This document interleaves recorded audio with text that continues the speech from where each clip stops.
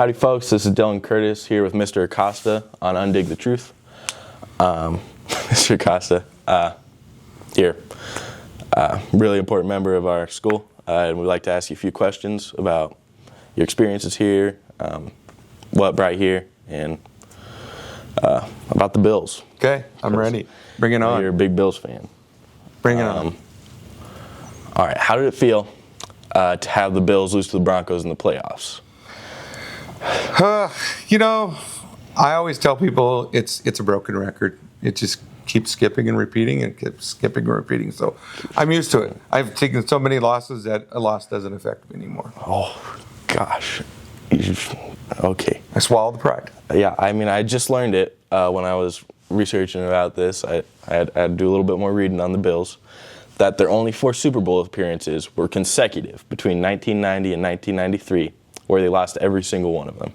They did? What can you tell the student body, or even just the fans back in Chicago who sit through every game through the snow, to justify being a fan of such a franchise? Now, you said Chicago. Do you mean Buffalo? Buffalo. Well, yeah. I'm not a Bears fan. So, oh, yeah. Okay. I would say I survived all 4 of them. There should be a book called I Survived. You know that I Survived series? Yeah. I should title it I Survived 4 Super Bowl losses with the Bills. Because, it's just, that's what it is. I mean, games are games, and that's why you play every Sunday. And every year I thought we were going to win it all. I kept telling people we're going to win it, we're going to win it, we're going to win it. And it was so close. And, but you just, I look at my favorite players, Jim Kelly, Andre Reed, Thurman Thomas, Darryl Talley, Bruce Smith. All those guys were my big favorite players ever. And I was in the military. And I think the best part about it, Dylan, was that it kept my hopes up in the military. It made the positivity for me. So while I served during the Gulf War, I was celebrating my Bills' victories. But then, of course, I saw the loss. Yeah, and I mean, that's still, even though it's tragic, that's still such a great achievement. Oh, absolutely. Yeah. There's no team ever in the history that's ever done 4 Super Bowls consecutively. And if I remember right, there was 19 games a season that they played for times 4. So you multiply it by 4, and I was, after the 4th time, he checked out. I think that was the hardest loss, the 4th one. Yeah. They faced off against the Cowboys again. Mm-hmm. I don't know. It just felt like a mirror match. Yeah, no, Troy Aikman was a stud, and you had some great players. I mean, there's 2 great dominant teams back then. And I would actually say that the Bills were probably, if they would have won all 4, can you imagine how they would have been called the dominating team of the football league forever? For 4 consecutive. Yeah. Ever? No. Yeah. Well, all I remember is the Packers. All right. Yeah.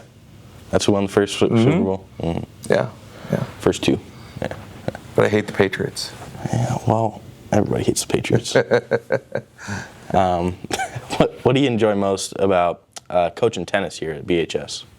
What I enjoy most about coaching here at tennis is the attitude of the girls. I mean, we have really worked on attitude with the girls. We just need them to put that attitude on the court game day to help us out. They practice so well. They do great.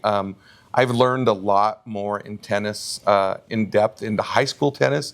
I mean, I played singles and doubles when I was younger all the time.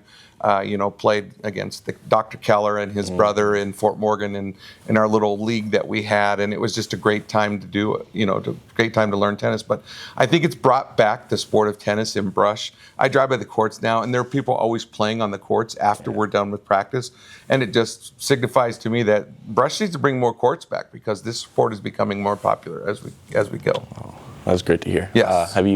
What's the most ridiculous thing you've seen one of your players do on or off the court?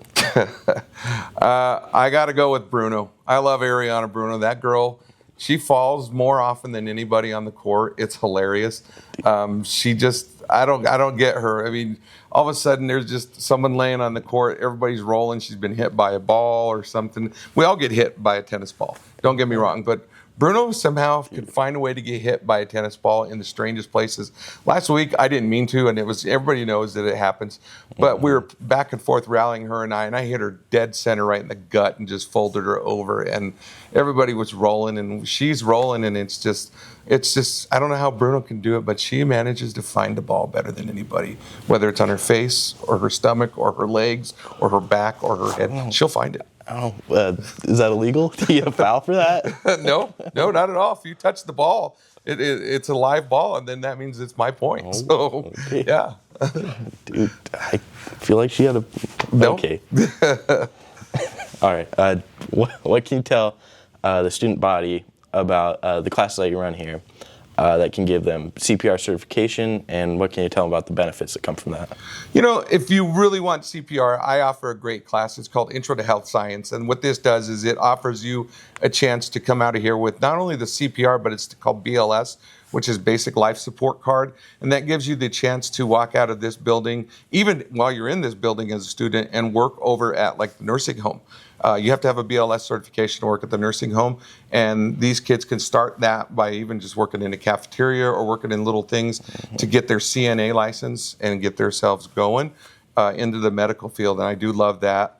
It's also opened up the opportunities for HOSA, which we now have as a club, which is the Health Occupational Services of America, and these kids are competing now with this type of event. You can compete with CPR. And if you're planning on being in the medical field, you can do some skills. I had Braylon Smith this year who did wrapping ankles and wrists and shoulders, and she competed in that event at the state level. And those are some of the things that we do. It's kind of like FBLA, where you compete in contests, and it has become a great program for that. So it really gets them that taste into the medical career. Next year, I'll be offering another one, which is a hands-on type course, which will also get them another level of their certification to go into the medical field as well. Okay.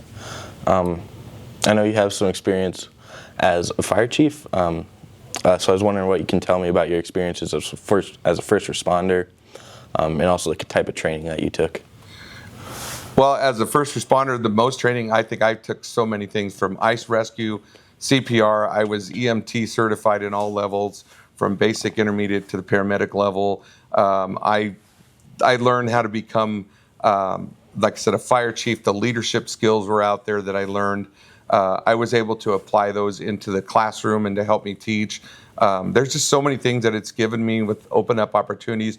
I ended up becoming the president of the Colorado State Firefighters Association, the Northeast Firefighters Association, and then I ended up working myself up to the highest level. My dream was to be on the National Volunteer Fire Council. Right. I did that. I was the first ever in the state of Colorado to become the second vice chairman of the National Volunteer Fire Council, which is the number 3 in charge at the national level for volunteers. And it was so incredible to be a part of that. And, now that I've gone to the retirement stage, I've kind of drifted away from that. I'm still part of the National Volunteer Fire Council, but now I do things like NFPA. I'm part of NFPA 3000. I'm part of the Active Shooter Committee, so I create rules for that. I'm also part of NFPA 1140, which is a group that creates for wildland fire rules. So I go to all these meetings. Matter of fact, I'm going to Washington, D.C. next week to work with them again. I continue to do my career as a firefighter and just enjoy being a part, and I learn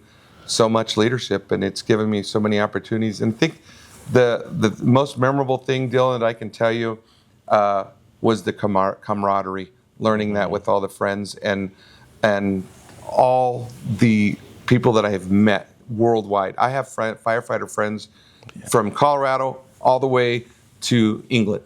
I've got a friend that's in England that I talk to all the time who's a firefighter, and we keep in touch, and I have friends from every state here in the United States, and I love it. All right. Yeah. Okay, well, I'm glad to hear from you. You're a really valued member of our community. So Thanks, thank man. you for I coming in appreciate today. it. Appreciate it. Thank you for coming. Bye, everyone.